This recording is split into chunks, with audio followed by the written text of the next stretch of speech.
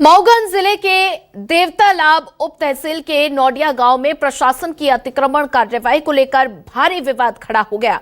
ग्रामीणों का आरोप है कि जिस जमीन पर वो पिछले 50 वर्षों से काबिज हैं, उनकी वैध रजिस्ट्री और न्यायालय का स्टे ऑर्डर होने के बावजूद बुलडोजर चलाया गया है। आरोप है कि पूर्व पटवारी की तरफ से एक जमीन की 4 बार रजिस्ट्री की गई है, जिसका खामियाजा खरीदारों को भुगतना पड़ रहा है और कार्रवाई के दौरान महिलाओं की ओर से आत्मघाती प्रयास और लोगों के घरों में कैद होने की घटनाएं सामने आई हैं। विरोध के बाद कार्रवाई रुकी, लेकिन ग्रामीणों पर ही केस दर्ज किया गया।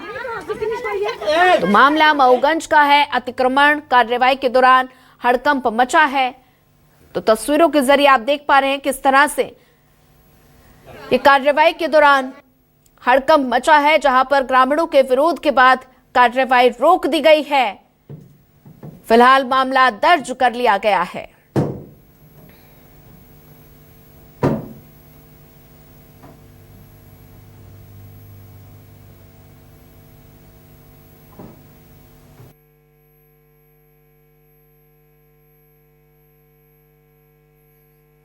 विवाद पहले चल रहा था, उसमें तहसीलदार ने भी अतिक्रमण हटाने का आदेश किया था। उसके खिलाफ अपील मेरे यहाँ है, तो मैंने भी रास्ता को खुलवाने का आदेश जारी किया। इस बार अपील कलेक्टर महोदय का चला, वहां से भी रास्ता हटाने का आदेश किया गया था। इस पर तहसीलदार ने रास्ता हटाने के लिए डेट तय किया, पुलिस बल को बुला करके।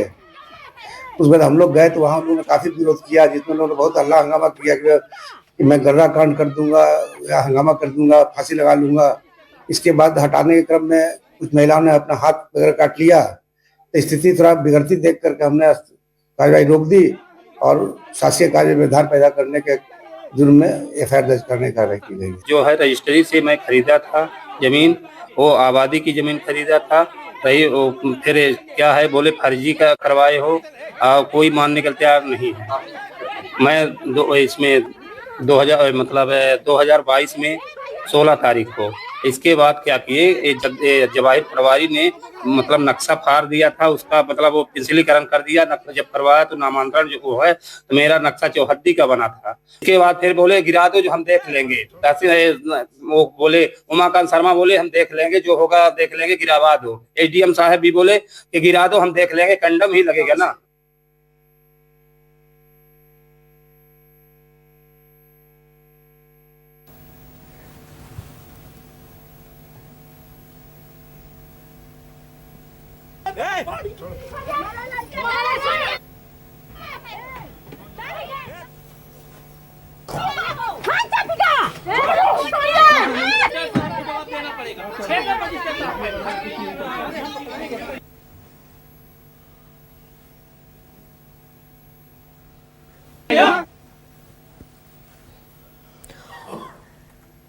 और वहीं ज्यादा जानकारी साझा करने के लिए हमारे साथ अभय मिश्रा संवाददाता जुड़े हुए हैं। अभय, बात की जाए तो ये 4 रजिस्ट्री का मामला सामने आया है मऊगंज से, जहां पर कार्रवाई के दौरान काफी हंगामा देखने को मिला। मामले में क्या अपडेट?